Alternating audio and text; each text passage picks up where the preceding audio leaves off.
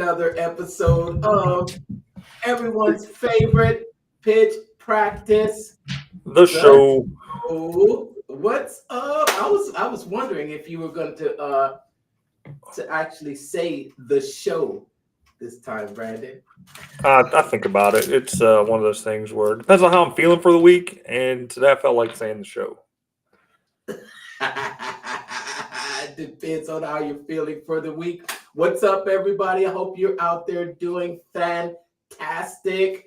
Uh, Give us a hashtag where you're watching from in the comments so we can give you a shout out right here live. We are live coming to you every Wednesday. And in today's episode, we're just trucking along right now with our book Sell Like Crazy. How many times does this have to happen, Brandon? What? What are you talking about? We're twinning again. Oh, we're twins? Yeah. I don't know. I was wearing my work shirt, and I was like, I got to change shirts. So I just picked whatever was at the top of the basket, and this just happened to be at the top of the basket. It was at the top of the basket, just ready. Yeah, I was like, okay, which shirt do I like that's really just comfortable? This shirt is just soft and comfy. Where do these shirts come from? I don't know. Yeah, they are pretty comfy. What's up? I see you out there watching live. Give us a hashtag where you're watching from so we can put your comments on the screen and give you a shout out. Let me go on my phone real quick because last week we were live and we had some comments coming in that I did not see. I love coming on using the yep, there we are. Okay, I just want to make sure because there are people that are watching us and they were commenting last week, but somehow I missed them during the live. So they reached out to me and said, hey, you might want to actually comment during the live. It will let Facebook push those posts out to more people. So I'm doing that now. I'm making sure that I don't miss that. And I see you out there watching, Mr. Desmond, Mr. Phil. Thanks for watching live. Appreciate you. If you just give us a comment, there's my man right there. Of course, we want to give a shout out to all those out there watching. What's up, my man Babito? Hey, Babito, are you ready for baseball season? Opening day is what? Tomorrow? Do you watch baseball? I do for the most part, but I didn't realize that it was tomorrow. Yeah. Usually I had a tradition when I was in Florida. Me and the boys that I worked with at the car dealership, we always made it out to opening day. So obviously that tradition has since gone away since I'm in Ohio, but it still lives on in my heart. Yeah. Who's your team? I don't really have a team. I just kind of follow the Tampa Bay Rays because I was in the Tampa Bay area. So yeah, that's kind of who I at least watch, see if they're winning or losing. I always like to see if they win. Okay. Man, that's interesting because Tampa Bay. See, I've been a baseball fan for a long time, and I know that Tampa Bay is. Most people won't realize this, but it's like an expansion team. It was an It expansion team. was back Yeah, in the it was. day. Yeah. Yeah. So that's how long I've been watching baseball is before Tampa Bay was actually a thing. But what's up, Babito? What's up? I hope everything is going great with you. Great to see you. We've got some real exciting things that we're going to be getting into today as we dig into this book, Sell Like Crazy. If you're out there watching and you have not picked up a copy of this book, or you've been curious to know what it's all about, and if you want to actually learn how to sell like crazy, then you should definitely follow along with us in these as we go through these chapters. And why not grab your own copy of the book? Neither Brandon or I have any affiliation with it, but I'm pretty sure you can find a link down in the comments somewhere. You can get the book on Amazon, or you can actually go through the funnel. But today we're diving deep into phase 4. I would say it's one of watching this from the beginning. And if you missed our first episode when we started getting into this book, go check it out. We watched one of Sabri Suby's ads, right? We watched one of his video ads on YouTube, and Brandon feels as though when you watch that entire video or that ad, that was his whole book in just like 5 minutes, right? Pretty much. Yeah. But what he reveals in that book is his 17-step secret selling system. And I've been wanting to get into this secret selling system the whole book, and we finally got into it. It's like a recipe booklet. What did you think, Brandon?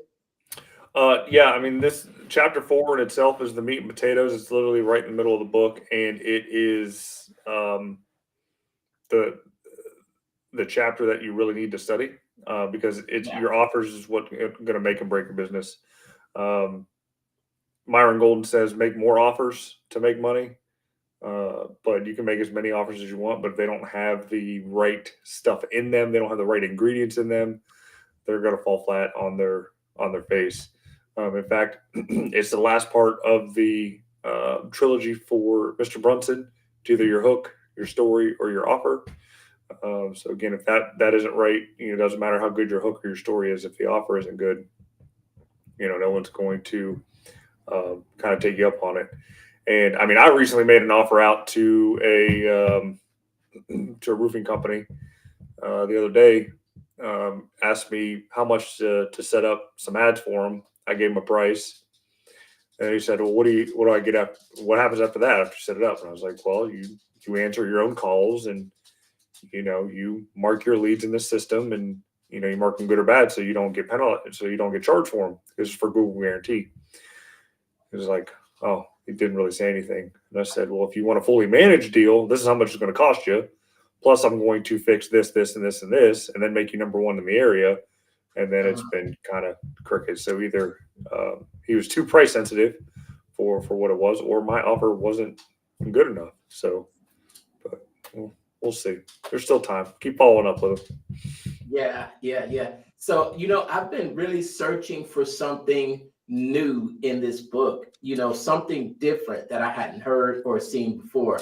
And I have to say that I did find something new in this section. So stick around. I'm going to reveal what I found that's a little bit unique in his strategy that you might not see anywhere else. So if you think you don't have anything to learn, you do have something to learn. We still all have a little bit that we can learn, and it might be something that you've heard before, but said in a different way. But I really like the way that he actually has, what I want to say, communicated it here in this book, Sell Like Crazy.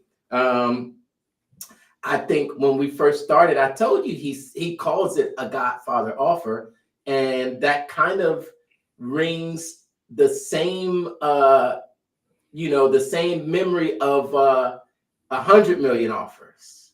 Mm-hmm. Right? Yeah, a lot of the same premises there. This is definitely I would say it's a condensed Cliff Notes version of that book, even though this book was written or at least published before Alex's was. But a lot of the principles are the same as we mentioned before. When it comes to this book, the information, there's nothing new under the sun as far as the tips, tactics, and techniques or strategies. But it's just a different way of reading and understanding it. Case in point, I don't know if I mentioned this in one of the previous episodes. I took a chemistry course in college, General Chemistry 2. First time I took it, I failed it like completely failed it. My degree is in chemistry. Mm. And I ended up failing it. It didn't matter what I studied, how many problems I did. I just could not get through the test. Took it again, different teacher, explained it a different way, totally got it and understood it, got an A in the class. So I don't know if it's because I just took it over the second time and it just made more sense, or in fact, I just had a different teacher that explained it in a different way that I better understood and comprehended it and was able to implement better. So again, that's with any of these books that we, kind of talk about and study from, they're all going to have pretty much the same information in them, but just maybe taught in a slightly different way that just makes more sense and it's easier to implement based on how it's explained there. So, not every book, not every marketing book's the same. Yeah. If you've ever said this phrase before, did or said something like, you know what? Didn't I just say that? When you explain something to someone and then they hear it from someone else and it's like the exact same thing that you just said, and it's like, didn't I just say that? Didn't you get what I said? I just said that, right? Cool. Couple of important points from this chapter, Brandon, about this Godfather offer, and just looking at it and thinking about, Alex Hormozy, when he really wrote that book about 100 million offers, calling it the Godfather offer. He actually kind of gets, some of the same tone by saying, make your prospects an offer that they can't refuse. So what is an offer that your prospects can't refuse, right? And he really, he tells us what we kind of know, sell what people want to buy. It's not what we want to buy. I think some people get into their own heads and they want to think that, just because I love it, that everyone else is going to love it too. But I find that to not be true. One of the best presentations I remember was from Funnel Hacking Live 2 years ago, Brandon. Do you remember the sandbox funnel? It vaguely rings a bell. Yeah, the sandbox funnel. And I think it was, I don't know, maybe I want to say Braven Grant, maybe those two. You remember those two? But they really talked about, instead of starting with the product, start with the need or the detail or the need, instead of starting with the product. And I thought that was a really interesting philosophy. But what he says here is really, when you're going through and creating that offer and you're making it so that it's what people want to buy, he's saying that you really need to distinguish between the features and the benefits. How do you distinguish between the features and the benefits? The features are what the thing is, right? Feature is something. A benefit is what it does for you. So typically, it moves you from one location to another, as far as a benefit goes. Elevates your status, etc. So that's right. Yeah. So if we're talking a car, so a feature on a car would be power seats, right? The benefit of the power seat would be you can fine tune and customize your seating position for a more comfortable ride. Right. Feature of a refrigerator is no stick, or I'm sorry, we'll say stain resistant doors. That's the feature. It's a stain resistant door. And what's the benefit to you? Quick cleaning, very fast cleaning, easy to clean without the mess. What he does is he takes that a step further, and he really says that you should make those benefits outrageous and really exciting. and I like the way he pulls it out here. Example: guaranteed Google rank, guaranteed Google rankings in 90 days, or we work for free. So what's the feature there? The feature there is you'll get ranked on Google within 90 days. And Mhm. and the benefit is you get ranked in 90 days, or we work for free. Now, what I think in that, he also actually added his risk reversal, right? Mhm. That part of the offer is the risk reversal, that he tries to make it a no-brainer, or that offer that you be so stupid to that you'll slap yourself. Yeah, and all those things are 100% fantastic and great, and they, sound great and almost too good to be true. Um, if you can do that, fantastic. But it's going to take some good trial and error, and definitely have a solid system in place to put those guarantees and on the line. And that's one of the things I was going to kind of bring up from this chapter is the guarantee. Yeah, Sticking your how far are you willing to stick your neck out there to uh, to get the business, so to speak. You know what I mean? yeah, Um, because in the marketing world, I mean, to be honest, sometimes it's a crapshoot. You can run this thing absolutely perfect. Google changes their algorithm, Facebook changes their algorithm, and you got absolutely nothing, and you're holding a big pile of dog poop in your hands, right? And then it's costing you money, right? Because your clients aren't getting the results, so therefore you're working for free. Personally, I don't like the guarantees. I don't like guarantees like that because nothing in this life is guaranteed except for death and taxes, right? right, right. Um, so, will I get you ranked? Sure. Am I going to guarantee it's going to be in 90 days? No. Am I going to guarantee you're going to stay there? No. But you're going to get there, and it's going to take some time, and it's definitely got to play the long game around it. So, Yeah, yeah, if you are a service based person, right? Say you're a roofer or a plumber or anything like that, you can guarantee your work. You can guarantee that your roof isn't going to leak for 10 years. That's kind of an easy no brainer deal because it's more of a physical thing and you have a more control of your services, right? You know the yeah, quality of materials you're going to pick, you know the quality of workers you're going to have, hammering those nails in, etc. So you can guarantee that. Um, yeah, yeah. yeah, So think about those things when you make your offers. Marketing, that's that's tough. Too many variables to do a guarantee. yeah, yeah. You know what? Talking about guarantees, let me ask you something, right? Because there was something I saw online recently, and it's something that we do have to address when we're selling our services online, and Hmm. that is with the guarantee and someone asking for a refund. And after we've made this guarantee and the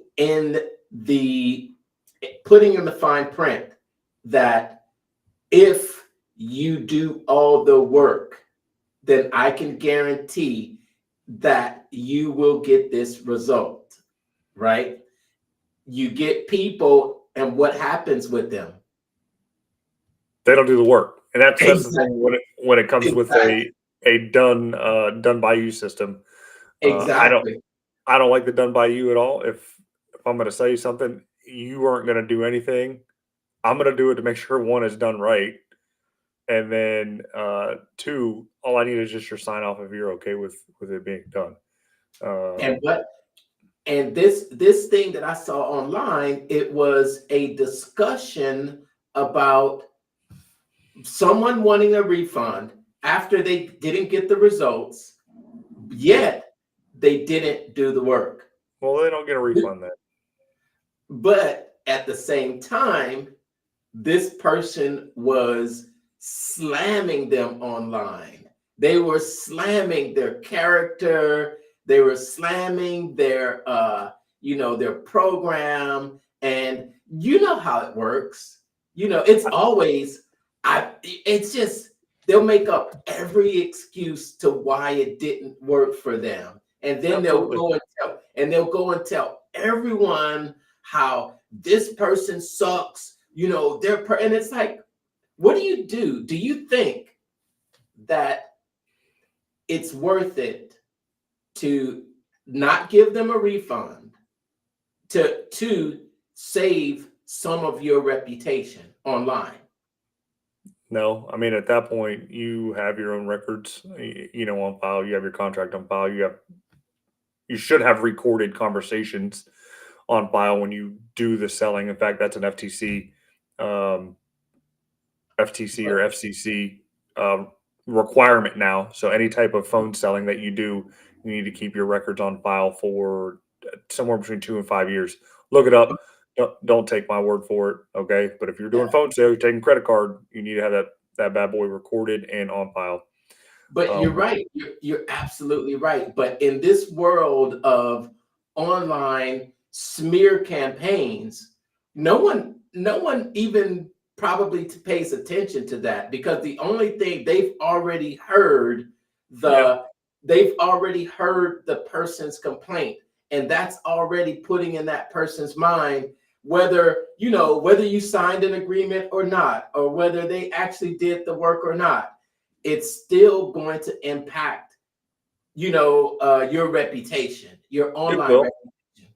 There's nothing you can do about it except just move on. And I wouldn't say ignore it. Address it if it comes up. If another potential client asks you about it, that hey, I heard this from so and so, and they saw this review, and then at that point in time, you can address it. But I wouldn't give any fuel to the fire for the attention, because that's all that person wants is just the attention. I will say I was in a similar situation when it come to that, and I was actually on the consumer side of it. I thought yeah, I bought into a program. I thought I was going to get stuff done for me. It didn't turn out to be that way. I didn't even want my money back from the deal. I just said, all right, you already took this much from me. Let's just call it a day.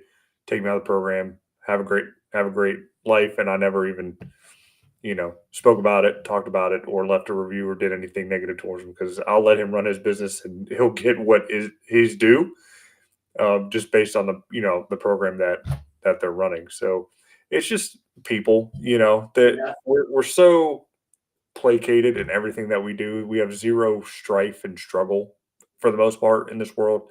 So we have to find something to stir up to make us feel something, right? So It's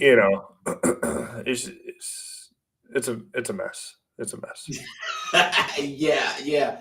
And no, but I thought that's an interesting, and there were some suggestions made, and one of the comments was it worth was it worth not refunding the money? Is it worth not refunding the money?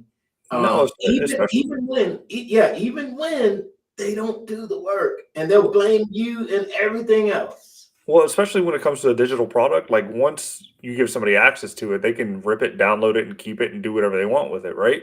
So you can't ever get that. There's no tangible thing back. Once they have it, it's out in the wild, right? So at that point in time, the goods and services have been delivered to the point. The coaching's there for them to do and implement. If they don't do it and implement it, then it's on them, right? So that's where that type of guarantee comes in. If you do the work and you don't get the results, but you prove that you did the work, got everything set up, you sent the messages out, and you have all that record, and it still didn't work, then yeah, you have a case to get your money back. But if you didn't do the work, that's not there. And the only reason I brought up my story for that is because they actually had that type of guarantee, right? That if you like, we guarantee you so many leads, right? Based on this done for you system that really wasn't done for you. You still had to do the stuff yourself. And yeah, so after looking at it again, I was like, I messed up. Basically, is the way I put it. So, um, in any case, that's water under the bridge. She gone. So, yeah, when you come up to those types of offers, read the fine print on them.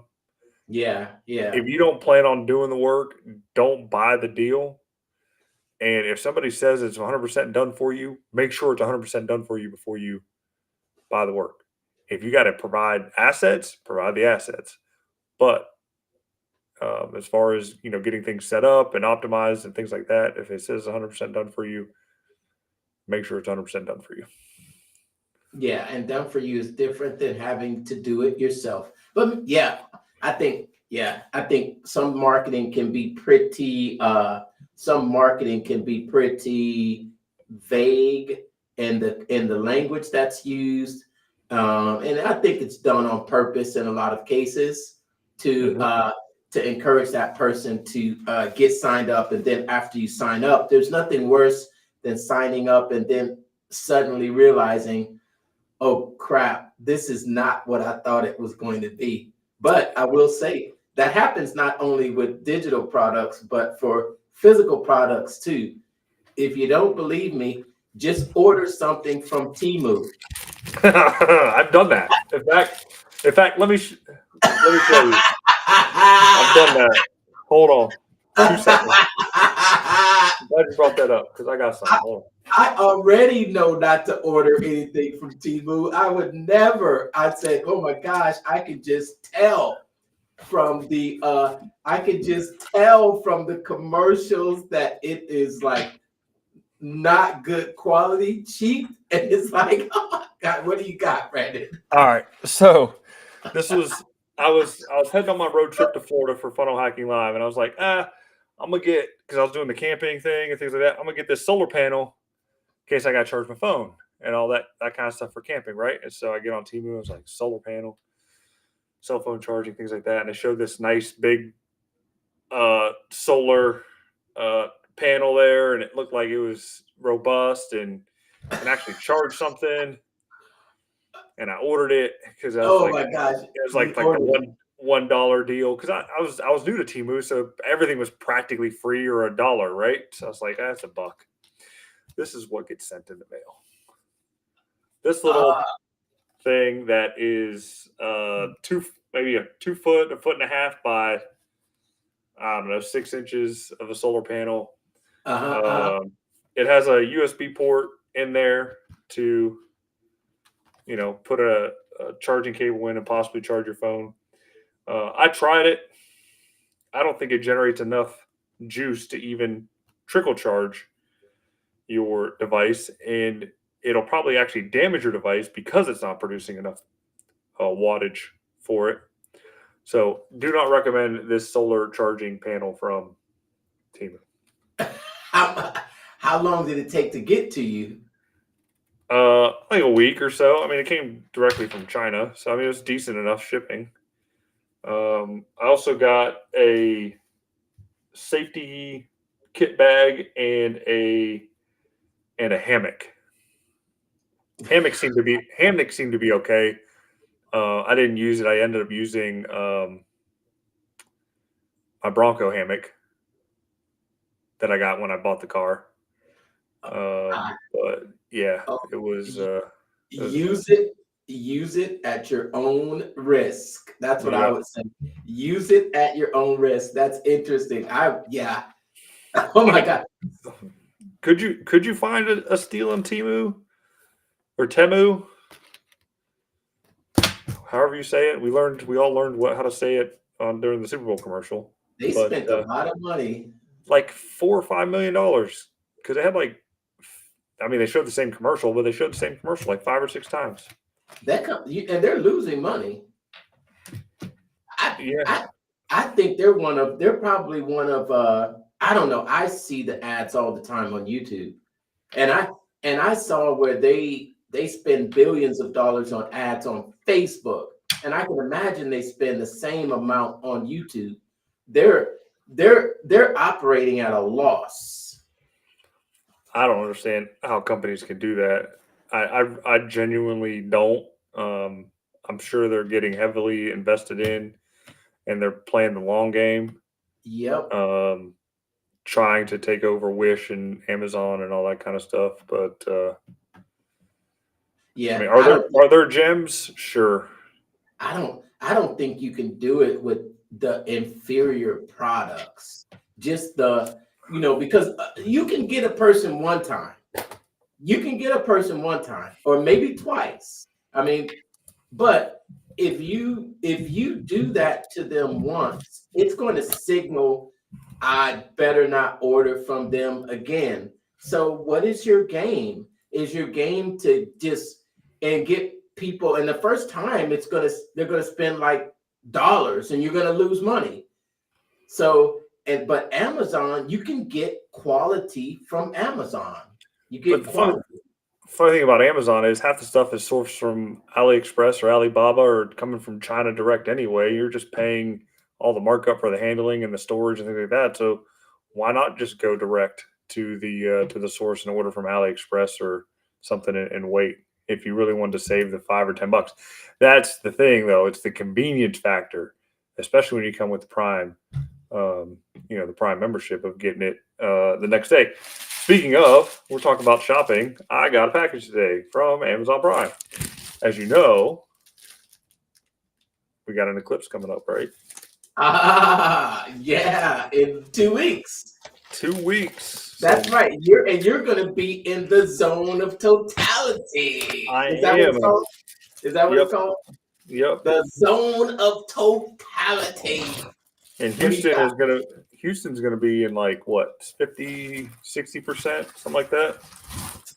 I'm Unless gonna wear 3D glasses anyway.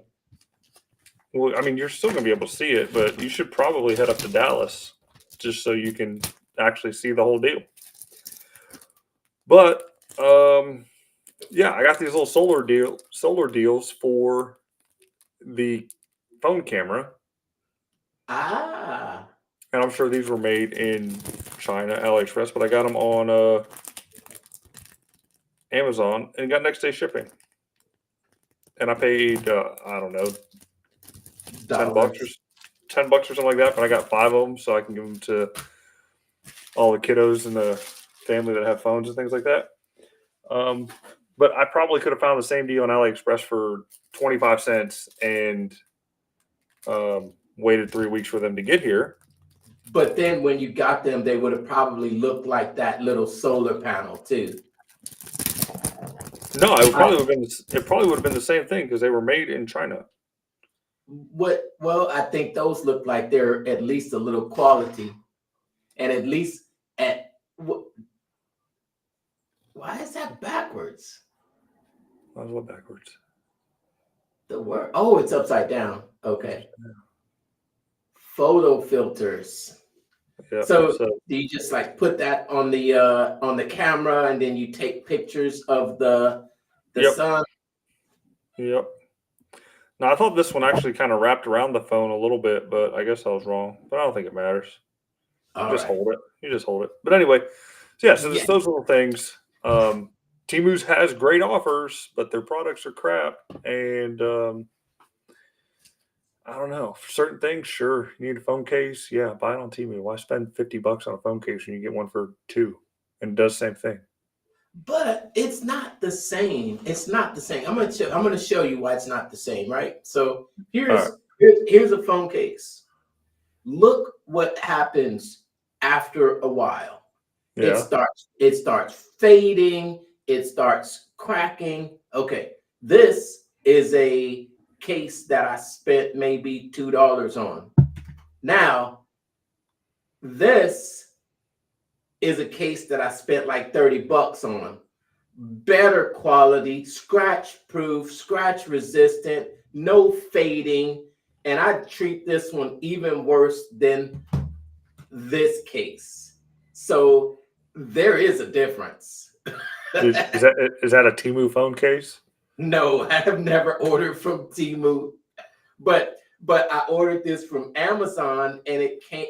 You can tell the real cheap Chinese products because it is, you see they want to give you 5 cases for like $5.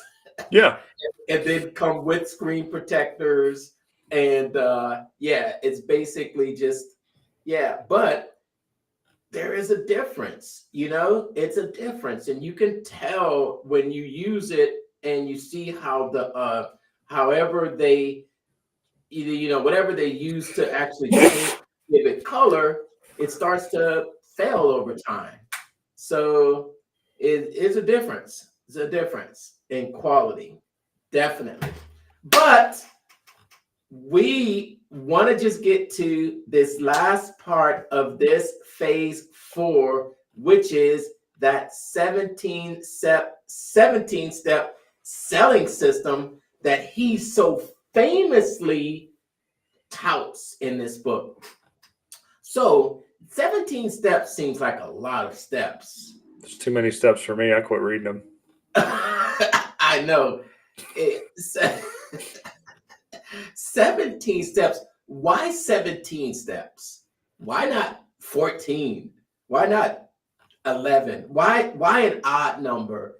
Or why 17 steps? I'm curious. I haven't read anything as to why 17 steps, but that's a lot. It's all Illuminati stuff, the number 17. It's numbers 1 and 7. It's prime number. I don't know. I'm just making stuff up at this point.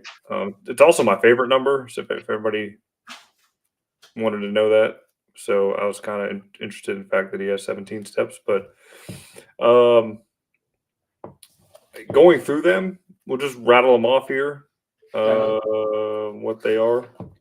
So call out to your audience. So speak directly to your audience. Demand their attention. Back up your big promise. Create an irresistible intrigue. Shine a floodlight on the problem. Provide the solution. Show your credentials. Detail the benefits.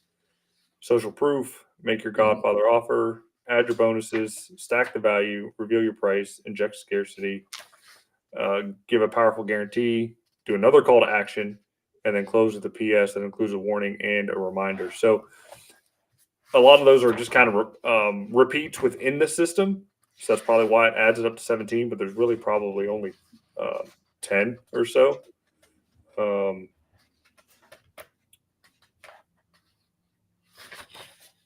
what it is. And then when you get to the end, when you get to like the last 5, you're just kind of repeating the first 5 or 6 that are in there.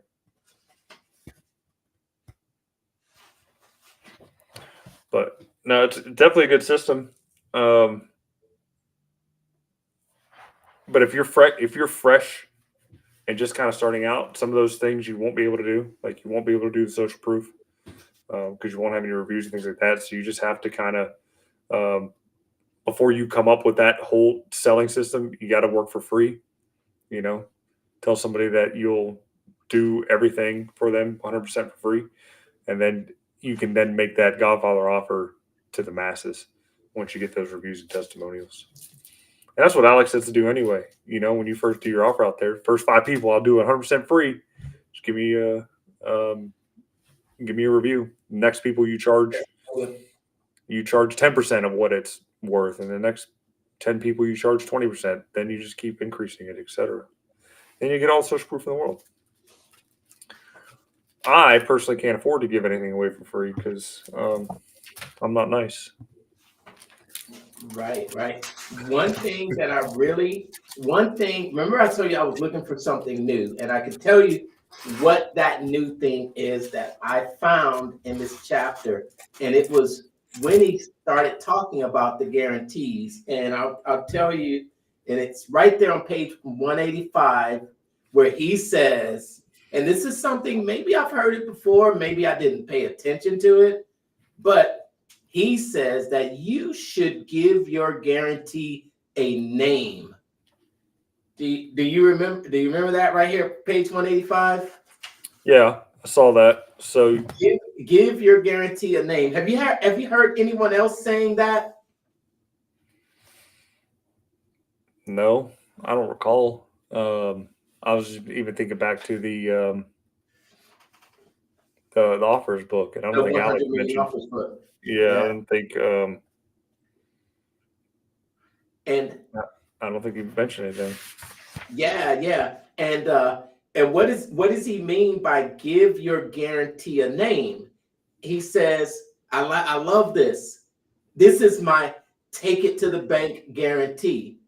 This is my 100% money back triple protection guarantee. Not only that, this here, and then he gives examples of some industry defining guarantee examples. The forever guarantee, uh, Mm-hmm. the no way you can lose guarantee, the ironclad money back guarantee. I like that. I like that part of this this 17-step system. Because I've been looking for something new and I thought this is really cool. There he's got another one. My stronger than steel, no risk money back guarantee. And then he goes on. I think I've heard these examples before about how Domino's really started to dominate the delivery by doing their 30 minutes or it's free. Remember that? Do you ever get a free pizza from that? I have.